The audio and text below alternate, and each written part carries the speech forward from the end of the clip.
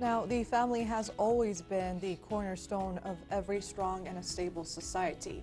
It is within the home that children first get to learn the values, traditions, and the principles that shape their character and guide their future. Now, in Kuwait, as in many parts of the world itself, the family continues to play a vital role in preserving the cultural identity, as well as strengthening the social cohesion.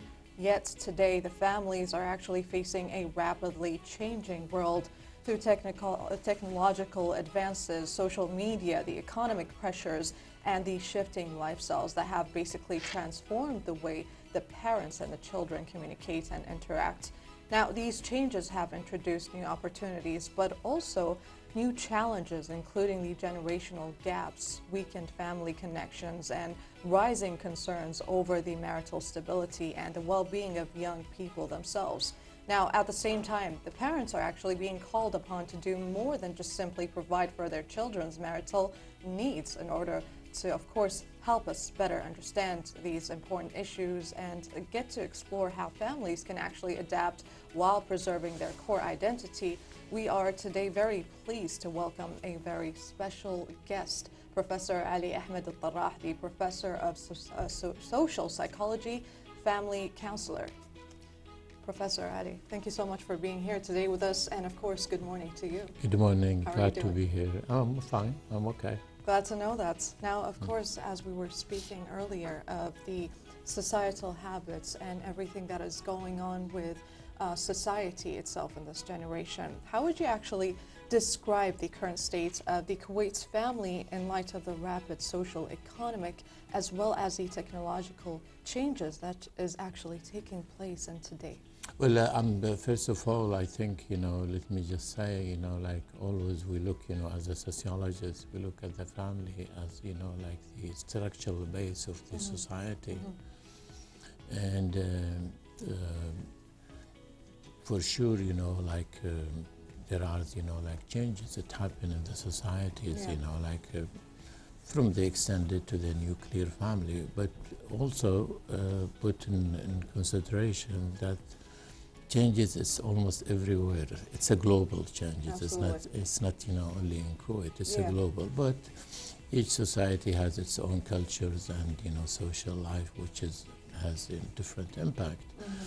But certainly we are facing like major challenges. It's a global challenges, and here is that we need to focus in the in the problem that we face among the youth. This new generation. Yes, how they like, we try to, I don't want to say this, like as something, obsolete, but certainly when we meet people, like they said, there is a gap between, those, like under 20 years old and those, like it's a gap. They just cannot understand each other. Yeah. And and here is the problem, like where is it? Is it, because of the youth adopted a new value? Is it because, the old generation or the elders, the parents, they want them to copy their style of life, and, expect, from the young generation to be just exactly the same. Yeah. So what we need is how do we do some kind of diagnosis, and understand, how we're going to deal with that. I think myself, like we do have some problem in terms of policies. Yeah, we do have some problems, like I think we don't absorb the whole, like circumstances of a global change. Always, I don't want to get me wrong, but always we emphasize, no, our tradition is there. No, we have the tradition as a barrier. It's a wall. It's such things which people, they assume that whatever happened at the globe, the global level will not penetrate our society, but the actual life as we see it as a sociologist, already we've been penetrated. Absolutely. And we have to understand how we're going to protect, for example, our identity. Our own identity. Yeah, absolutely. I think you're 100% right, Professor. When you're speaking of that, how the society has overall shifted, especially the perspective of what is going on. As we used to see back in the days, our generation to the elder generation, of how they used to view us as, you know, the newer generation, and now we're looking at it the same way, of how it actually shifted in so many different levels, to the point where I think people can have to understand certain things on a sociological like level, but at the same time I feel like it's also something that is identified through basically the crisis that is happening on the social media platforms, and how it's basically affecting their psychology onto, you know, the new generation itself. Now, to what extent, actually, Professor, does the family remain the primary institution which is responsible for basically shaping the children's values, the behaviors, or the sense of identity, like you were speaking of earlier? Oh yeah, I mean, for sure, you know, like this is what we teach our students, and you know, we have a course, Sociology of Family. It was, you know, the major institution is the family that shape, you know, the structure of the personality of the young generation, of the kids. And we focus in the family as the major, but I think not anymore. The family is the major one, you know. Always will be. Yeah, I mean, you know, now you have the social media, so the social media, you know, compete with the family. So not anymore that the family do the same function as it was before. So now the social media is compete with the family, you know. The here is what we think, or what we need is to understand the role, the institutional role is completely changed. So how we get the family, we just, I think it's very hard, it's not easy to get the family as it was before. But to adapt to the change, you know, like to adapt to the change, to understand the new elements, you know, like we are facing, and how we create awareness among the young generation, the youth. You know, awareness is completely, you know, I believe it's one of the major. We want them to be aware. For example, let's say that identity. What we see, you know, like identity is reflect the culture, reflect the society. I belong to this, I belong to, for example, Muslim culture, Arab cultures, Kuwaiti culture, all of that business. So I'm proud, you know, of my framework, my cultures, you know. It doesn't mean that if I adopt other cultures, that means I'm just getting out of my own cultures. My own culture. So if I create the awareness that people, you can just manage and make the balance between, you know, like yours and the modern, if I may, you know, call it the modern culture. I think this is one of the crises.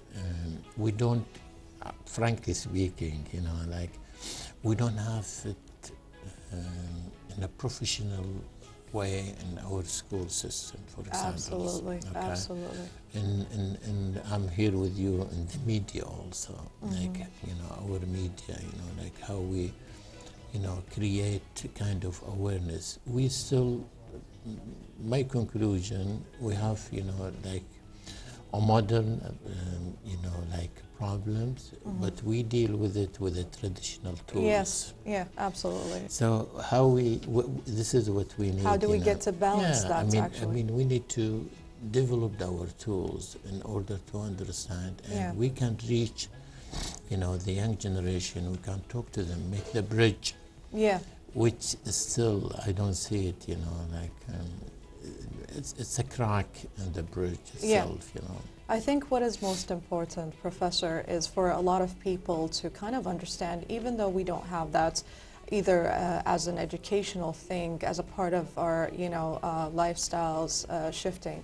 I think it is, like you said, it is very difficult and a challenge to basically have a balance between the traditional sides plus the evolving of the new generation itself to become more modernized, but at the same time to keep that in between, also to understand from a moral, ethical side to kind of keep ourselves into a certain identity that we get to build within ourselves growing up, and it starts basically from the family itself more so than anything. And the major key problem also right here is to kind of influence the children themselves from the basics, from the start. This is what I feel like it shifts the perspective overall, even though social media has evolved, and it's basically controlling a lot of our daily habits and our life system. Oh, for sure. Yeah. For sure. Yeah. So basically, Professor, what are the most significant parenting challenges facing the Kuwaiti families today, particularly when it comes to communication, emotional support, or guidance? Well, I mean, like according to research and the studies, you know, as I said, we have, you know, like I gave you an examples, you know, before we get here. Yeah. There are studies that shows that, you know, most of the Gulf states, including Kuwait, that the young generation face, you know, like psychological, you know, crisis. Yeah. That was a study, you know, done everywhere, almost like anxiety and like depression, for Yeah. example. And 15 years old. Yeah, and it's been getting rapidly more, like increasing throughout this generation, especially in 2026. I feel like if we did a basic study on this year or the upcoming years, there's more psychological effects on people in that matter, from economic state to, you know, a lot of different aspects. For sure. Yeah. But in the same time, I just said, you know, like, this is the study that, you know, it was done in Saudi Arabia. Yeah. From 15 to almost, you know, like 30 years old. Yeah, so it's already... They just found, you know, like 40%, more than 40%, they have some psychological, you know, problems, you know, depression and anxiety. We do have the same here. We have, you know, increase of depression in Kuwait. We have anxiety. For example, one of the major things it shows, you know, like here in Kuwait, I'm not sure, but I'm almost, I think was probably Kuwait is the only one that we study in the US. There is no emergency for psychological problems, you know, like you just go to the hospital if you have a problems, you know, like your knee, your neck, your chest, anything. Here now, a few years in Kuwait, we have, you know, 24 hours health centers, 24 hours. So I, you know, had the chance, you know, to talk to, you know, a psychiatrist. I said, what do you mean 24 hours? He said 24 hours, an emergency. Like during night time, we receive people. I said, yeah. He said, yeah, we receive some young people. They have, you know, crises, shouting, aggressions. So to have, you know, 24 hours, you know, as centers, that's mean you have a problem. That's quite you need to deal with it, which is okay, which is good. We need to deal with it. Now, even in the neighborhood, they have, you know, like family doctor, they have psychiatrists. So it seemed that, you know, the psychological side, we're facing, you know, this psychological side. We need to understand it. We need how to deal with it. Absolutely. It's not anymore we consider as it was before. It's a mental illness. It's not a mental illness. It's an emotional, which we need to deal with it. Yeah, absolutely. Like you said, Professor, that was a great thing that you've discussed earlier about the key importance of the psychological matter and how to deal with that. It's not just an illness itself. It's something that everybody gets to deal with on an everyday life, that it is also very important to actually face these things for you to kind of get through life, and especially with a family and, you know, the marriage life.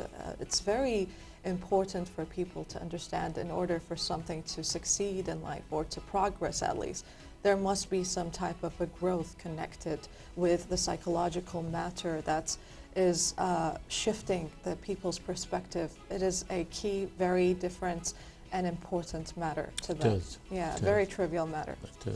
Well, Professor Ali, of course, Ahmed Altarrah, thank you so much for being here today with us. I'm very pleased to have you here. Thank you so much for giving me this opportunity, and you know, wish that we can reach kind of a strategy how to deal. Hopefully. We all hope for that. Thank you so much for being here. Thank you. Thanks. Now, thank you so much. Of course, dear viewers, how about this? We go for a quick short break and we'll be right back. Stay tuned.